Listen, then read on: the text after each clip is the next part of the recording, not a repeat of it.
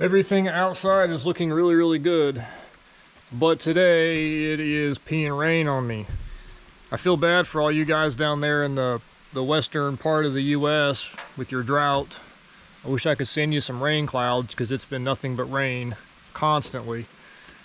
I've pretty much got everything buttoned up on the back of the house. There's only a couple little detail things that I have left to do. I was here till about 8 o'clock last night, putting in all the crown molding all the way around this whole room. There were some spots that were really tricky, trying to tie in the old and the new. Once it gets caulked out and painted, I think it's all gonna look really good. There are only a couple spots left that I have to put trim on. One of which is on the side of the fireplace. I wanna go ahead and put something in here. And the other side is gonna be a pain because I'm gonna have to follow the contours of the rock a lot more than on the other side. I put the crown on the section of ceiling over the island. That really ties it into the ceiling really well. And again, it's gotta get caulked and painted to finalize it.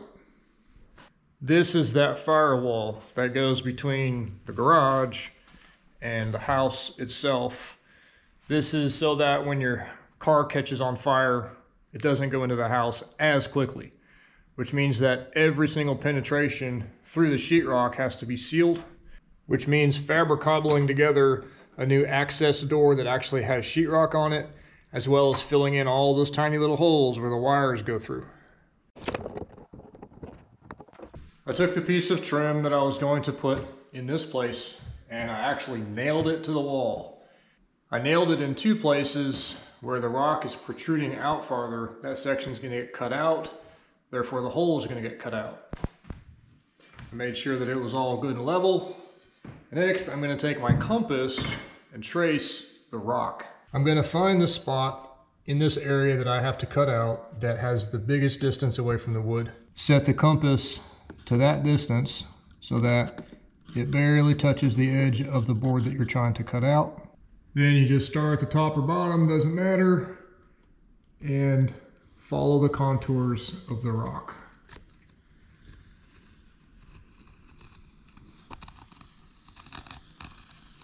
What I'm being careful to do is to not have the compass rotated.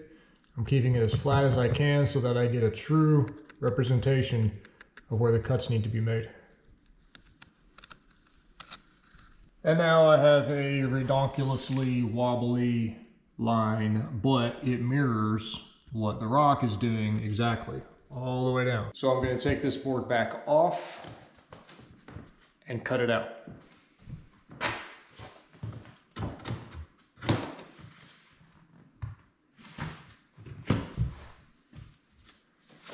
And you can see where the hole is that I put in the top where I nailed it to the wall. This area is going to get cut out, so that hole isn't going to matter.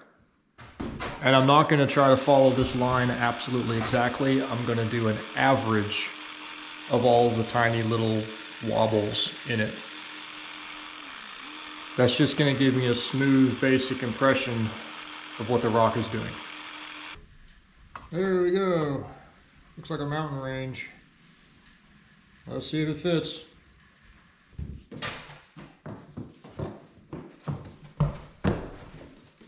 Okay, yeah, that's not too terrible. And then what I can do once it's in place is go back in any place that needs a little bit of adjustment, mark it, recut it.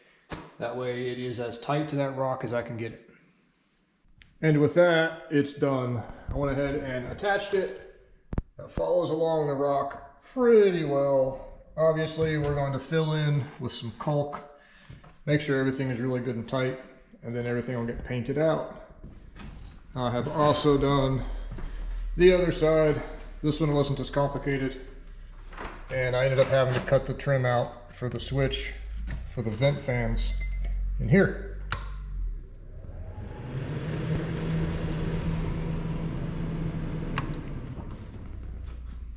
Here in the master bedroom, we've been trying to figure out what to do with this seating area. Originally, it had some really bad, like fake stone things on it.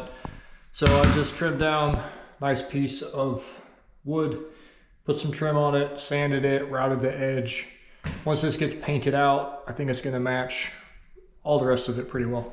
I've had a few people comment about these ridiculous diamond pattern windows, telling us to take them out because it's dated.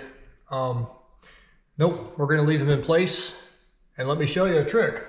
If the new owners don't want them, all you have to do is take them out. Ta-da! No big deal at all. I would rather have them and not need them than need them and not have them.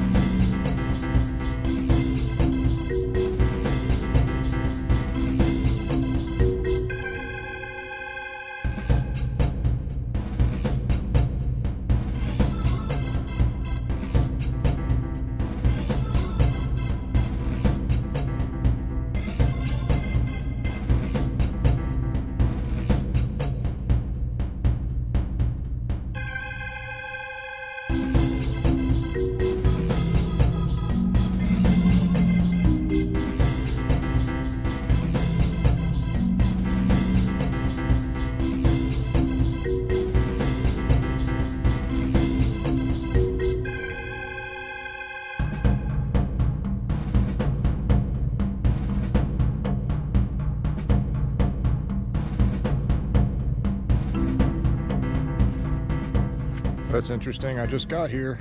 Dad's bike is here, but he's not inside. I'm wondering if he walked out to the field. Let me go see.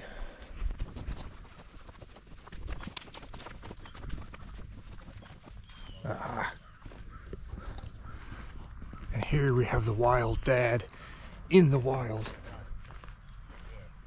in his natural habitat, talking to a camera in the middle of a field like a weirdo. Well, I can't say too much, I'm doing the same thing. Found you! Found me? Yeah. Weren't at the house. No. I'm showing them our beautiful homestead property. Yeah. Any homesteaders out there that wants a property, here, I got one for you. Yeah. Okay. It's still here, that's good. Yep.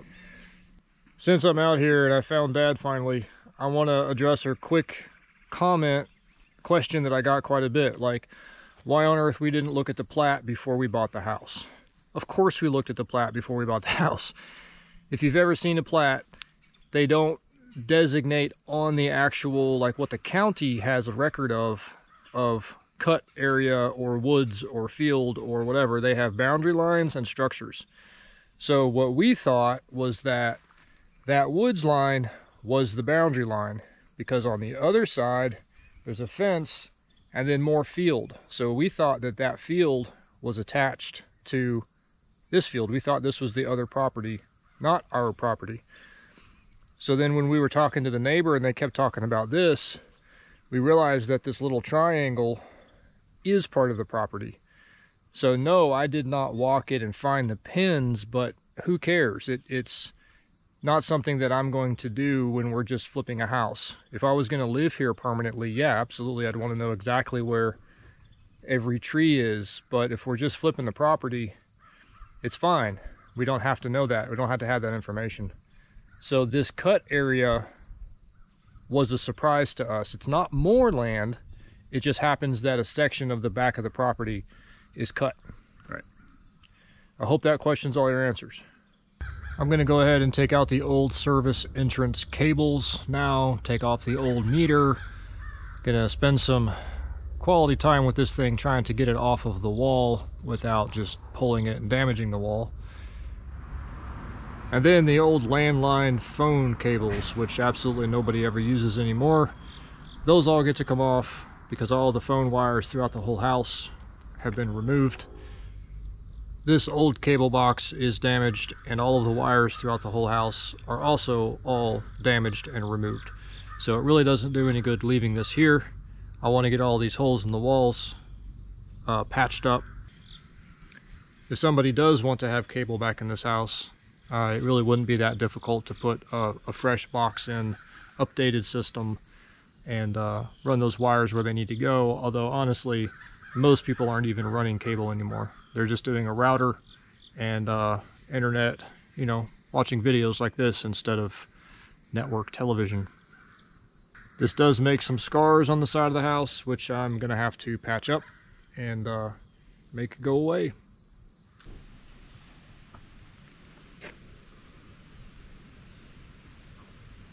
You can see here Exhibit A where some sort of industrial strength gerbil was chewing on the house. It had actually chewed into the wire as well. So I'm gonna see what I can do to get that all patched back together again. It is 5:15, but I'm still working. I'm gonna go for another few hours. Got a little bit left in me. I'm gonna go ahead and get all of the metal loaded up into the giant overcompensating diesel truck and get it hauled off. It's been a long time coming. I have done loads away from here before, but I need to do another one. Again, I'm separating the steel from the aluminum. Most of the aluminum I'm actually going to keep so that I can use later down the road for some pieces of artwork I'd like to make. I don't have any use for this steel though, so I'm going to recycle it, get the money from it, and it might pay for the diesel it takes to get there. We'll see. Down here in garage number 4, I'm about halfway through removing all of the detritus that was left behind. They did a full auction on all of the belongings in this house. That was the reason that I found out about the house. And I guess they missed this area. I don't know, maybe they got the big stuff out, but everything else was left. So there's a whole lot of metal. I've already pulled all that out, and that's going to go to the dump. And next, I've just got all of the debris that I've got left over. I have found gallons and gallons of welding rods. Now, I do a lot of welding. Unfortunately, these are shot. They've absorbed so much moisture that they're now trash. So these are going to get scrapped. Dead fire extinguisher. Nice big gauge. I'm going to keep that. Be able to use that for gauging things. Super old school Craftsman regulator. That's pretty awesome. Yeah.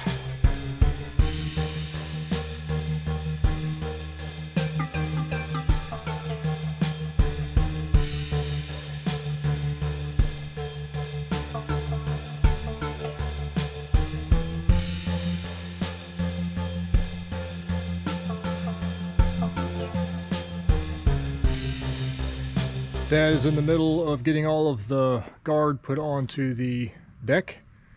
Doing a fantastic job with that. It is very tedious and time consuming, so I'm glad he's able to do that. Actually get away from doing the spackle for a little bit. Just about halfway done. I've taken off those old beat up doors that were here. They were just sort of bodged together, really bad quality everything. So they went away. That way the new owners can put back something good, or not at all, just leave it open as like an open carport kind of deal. I've gotten inside here almost completely cleaned out. Still a little bit here and there I've got to get. I have an entire load of aluminum and copper. This is probably 800 pounds, judging by how much my leaf springs are squished.